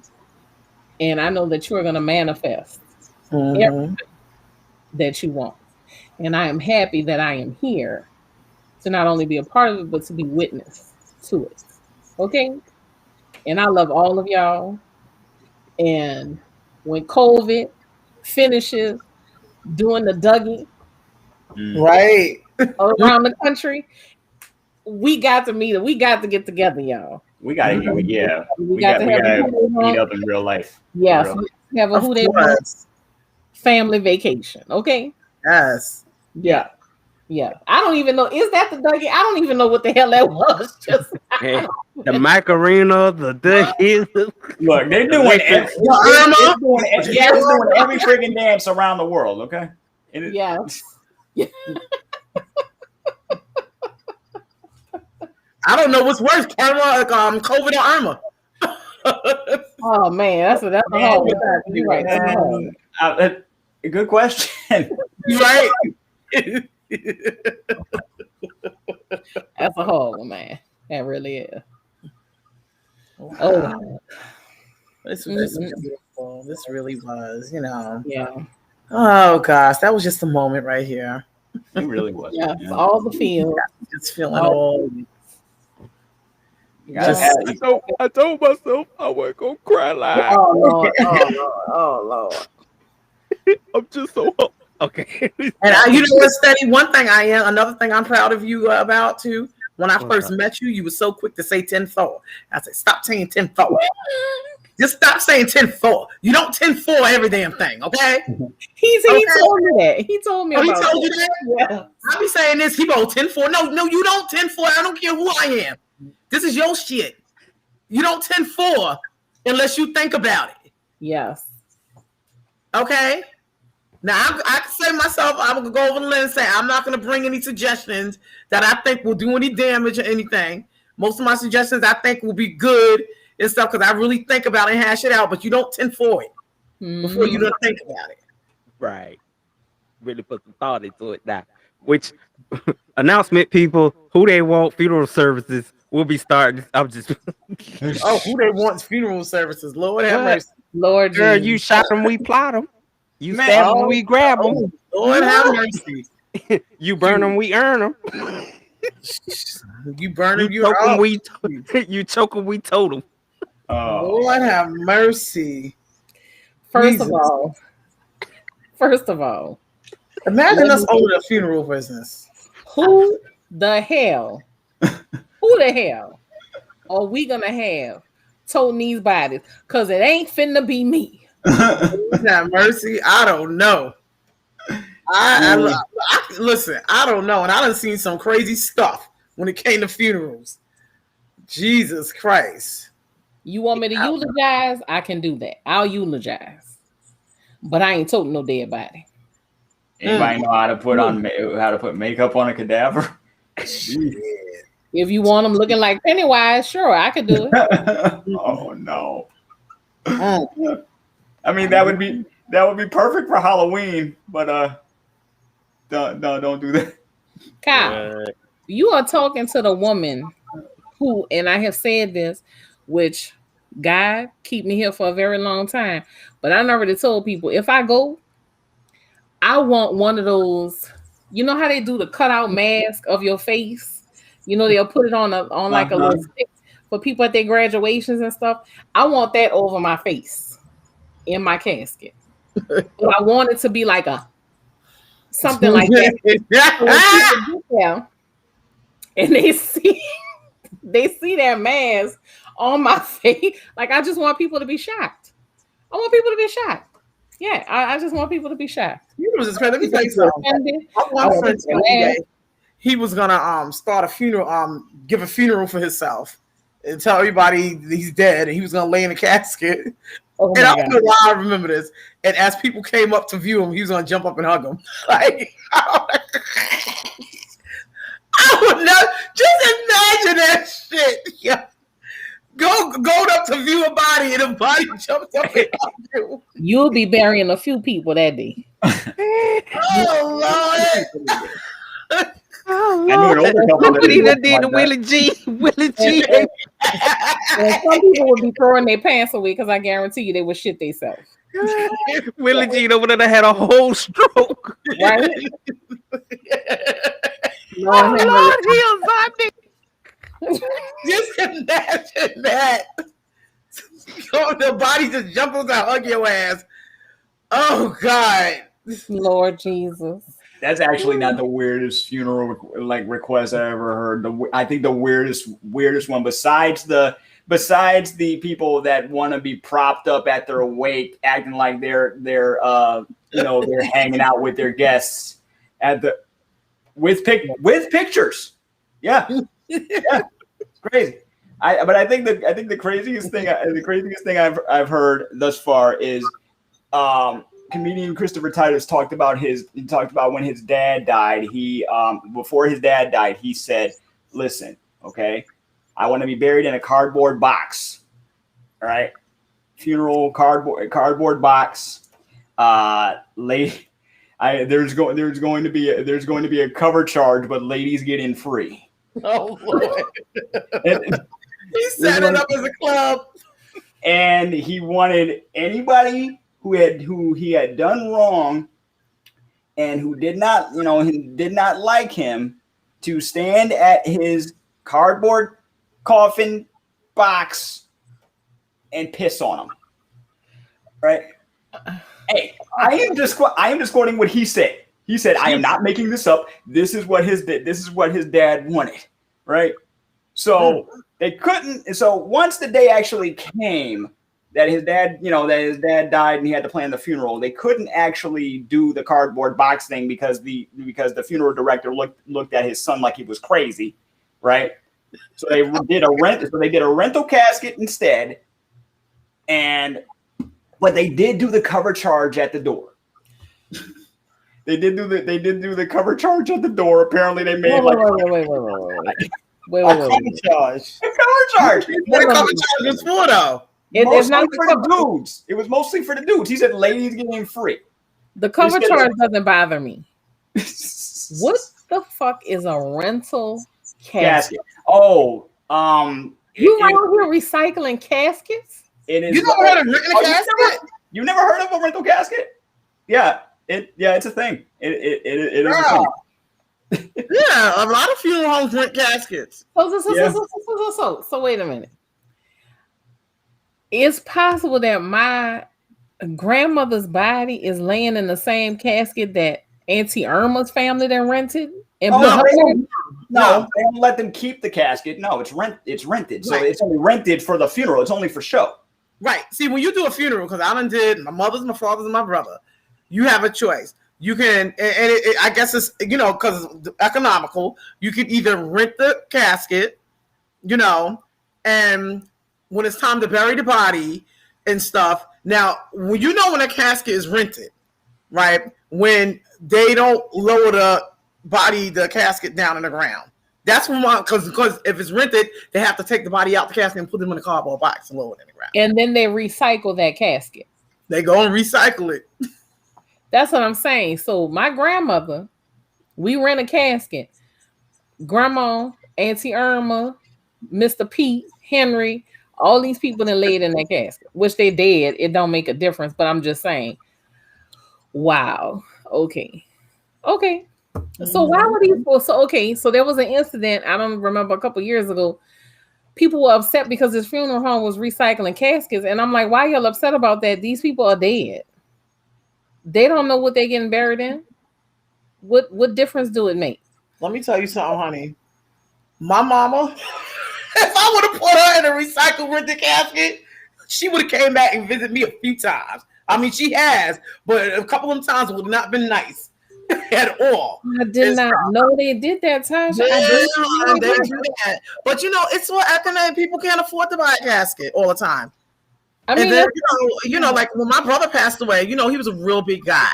You know, I had to buy the Cadillac of his caskets, you know, and stuff, just because I wanted to give him a good home going, you know, and, you know, unfortunately, the funeral home director who I dealt with at that time, whatever. So, anywho, but yeah, I mean, some people can't afford to buy a casket, and them caskets are not cheap. Now, if you get it, now they got the classic powder blue casket. That's cardboard. And I done been to plenty of funerals, and you can buy that, but it's like the cheapest thing. It's like maybe a few $100s. You can buy that, but it's not for everybody. Because I done been at a few funerals when they had somebody of size in that powder. You know what I'm talking about? Powder blue cardboard box casket. Yeah. The handles came off and everything. People came rolling out. You know, yeah, I done seen it all, honey. I done seen it all at a funeral. I done seen it all. So, you know, that's why, you know, people rent caskets, you know, and stuff, you know, so they can make sure they have something decent and presentable for the viewing. And, you know, when they're carrying the body out and stuff, and they're going to have the thing at the gravesite, you know, they want to make sure, because the people, that powder blue casket, that's the cheapest thing out there on the market. And it will rip on you. It will break. And I done seen it happen plenty of times. You know what I'm saying? I done seen them have, you know, a 300-pound relative in it that shouldn't have been in here. Disclaimer, this segment of the show was not meant to harm or offend anybody. Well, no, we're not trying to trigger nobody. Yeah, sorry. No, that shouldn't have been in there, correct. You know, and it's just like, you know, it's just, you know, so, yeah. They what in your right mind? To those of you that has took the package, the powder blue package, for 300-pound plus person, I want to know, on this live, in this show, what was your antennas when you realized they was beyond size for that size of cat? Exactly. I don't care what your budget was. You could have did something better. I'm disappointed in you out there. I did a funeral like that, and I seen that caliber. I said, "You better not move that casket. You better leave that casket, that body right there, and don't move. Do not get fly, because if you move and try to pull that handle with that person in there, there's gonna be some stuff. So leave that casket right there, position." I have a question. I got to know this. Why do black people always fight at funerals? Oh gosh, I don't know. 90% of the black funerals, 90%, not all of them, but I'm not even gonna say 90%. I take that back. But a high percentage of black funerals you go to, why do they always end up fighting? I think it depends on the family. I have never witnessed that. Okay. I've seen it more times than I care.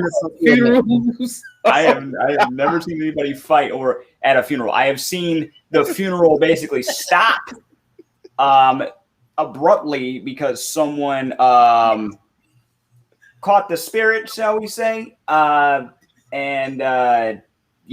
they just let them finish.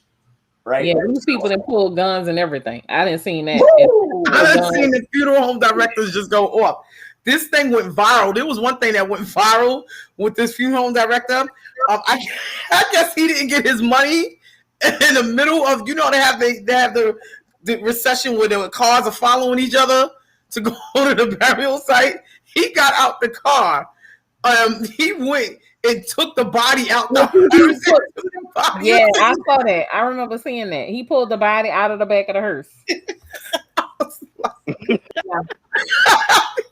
He didn't get his coins, and he pulled that body out the back of that hearse, hon. That was just the craziest mess I've ever seen. Him in that black Undertaker suit. He went up there and oh gosh. Lord, why does funeral home directors have this like look to them though? It's like a spooked out look, I guess. Maybe because I guess it's what they do. It might come with the job. Like after a while of doing this, you just do it without realizing it.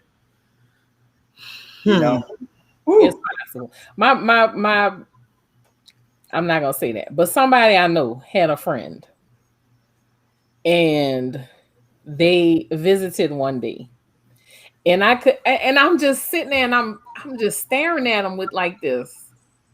I'm like, this person is so creepy to me, like, ooh, you know, like, ooh, just creepy. So after they left, I commented on it, and they were like, "Oh yeah, you didn't know who that was? That's so and so." And they named. There are several very popular Black-owned funeral homes here in the city, and they were one of the family members that owned this funeral home. And they were like, "Yeah, he drives a hearse for a living. He's the one that picks up the body." I'm like, "Okay." He's got that whole vibe, sitting there looking like Lurch, like they look just like Lurch, hon. Oh God, yes. Girl, let me tell. I don't know if you was on a podcast when I told you about my experience of seeing. Oh God, spooky, creepy. You know, oh gosh, yeah, you're right. Lurch. That's exactly what they look like. Lurch. Yeah. Do me a favor, y'all. Let some clowns do my services, okay? I don't want nobody creepy and spooky. I need y'all to hire some clowns, like real clowns. Okay, well, me and Jay gonna be there. Me, Jay, and then we pick up Kyle. We got you. Thank you. Thank you. Yeah, but hold on. So clowns may not be creepy to you, but what about to the attendees? Fuck them people, Kyle. I don't care. Exactly. This is for me. Okay. This is for me. You are honoring my wishes. Fuck them people. What you supposed to do? Get up and say, "Brother Dave over there don't like clowns," after the first time he seen it in '83.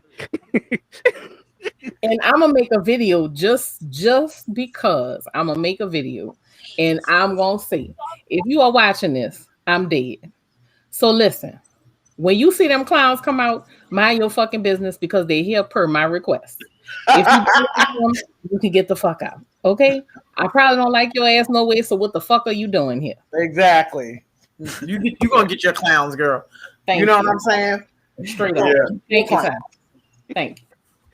It's an old school request. You don't mess with people requests for funerals at all. Y'all look crazy.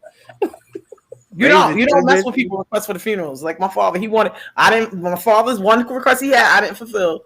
That's the old school one. He said, lay him stomach side, face side down his casket so everybody can kiss his ass.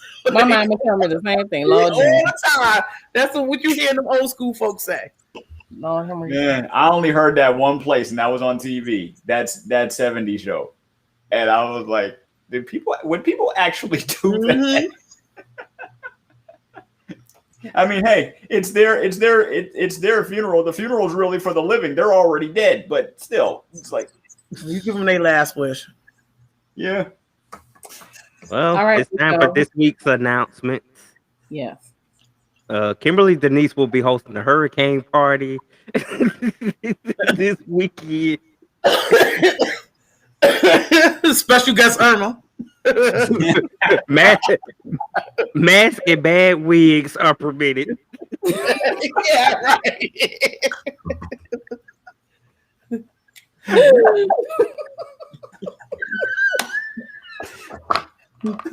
Bring your bingo markers. Bring your bingo markers. Wait. Then it's a tobacco and a snuff. Can we bring candies? Those little candies that some people be carrying around with the loud. Yeah, but you gotta be careful because Miss Jerry, she known to leave her teeth behind. Now Irma might not have no more. We don't know. We don't know what's under them.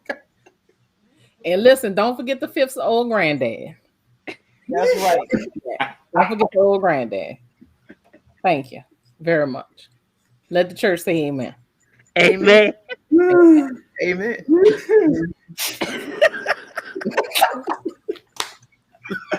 Oh, this is how you start the weekend. Your hurricane list now requires Big Gay, bottled water, and some poly dick.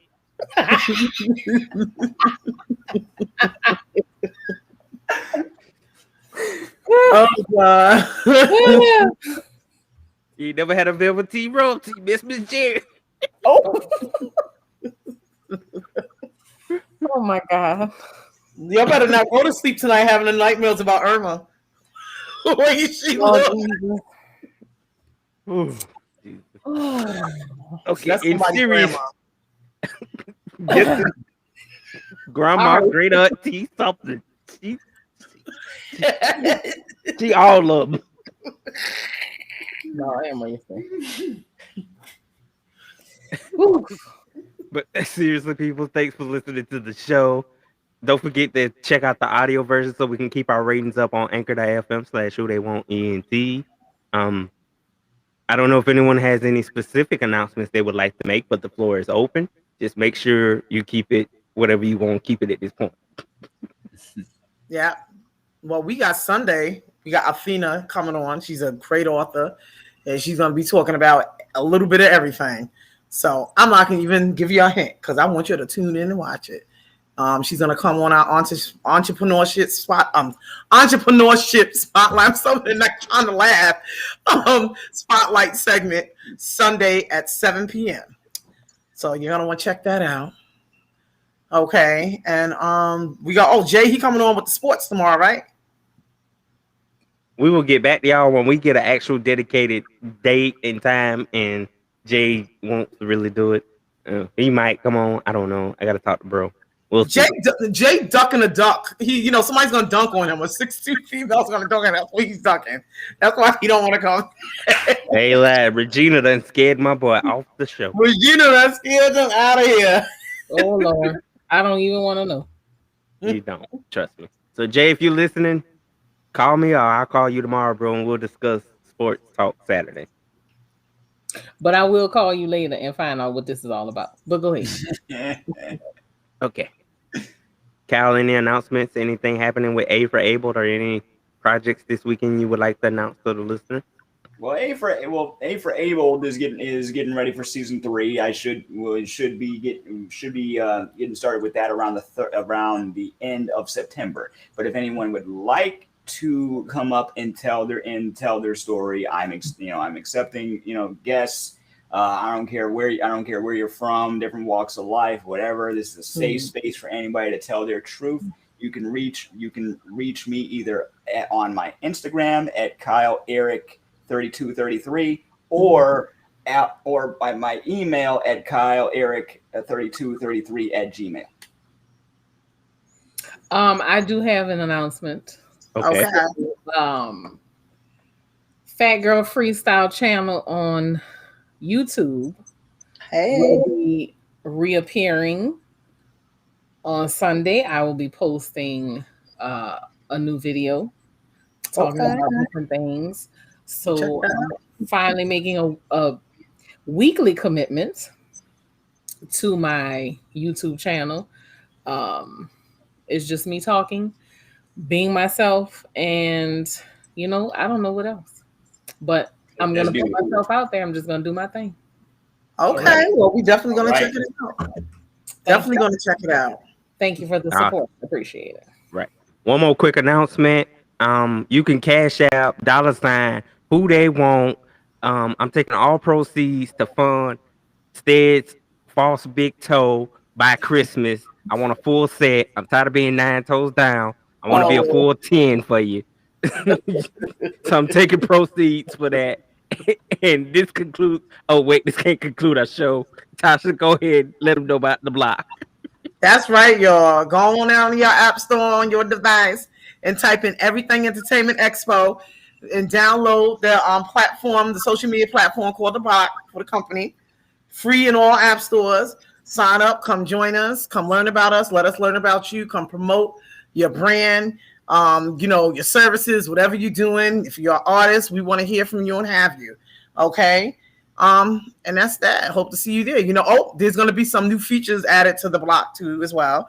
Now if y'all go and share, y'all can share the Instagram now as well. We use one of the sharing options. So the block is, getting up there. There's a lot of activity going on too. So all right. Want to see you up there and everything. Y'all better hit the block. Hit the block, baby. Hit the block. And this includes our wonderful segment, a Fat Girl Freestyle / Who They Want, the podcast show that does everything they don't. Y'all be safe. Y'all make sure y'all stay out of people's faces and avoid this corona, because my funeral services may be launching sooner than you think. Don't say that, Steady. What? I'm manifesting, girl. Somebody got to make this money. Don't say. Yeah, you know what? You're right. You're going to make some money with some funerals. And we out. Please.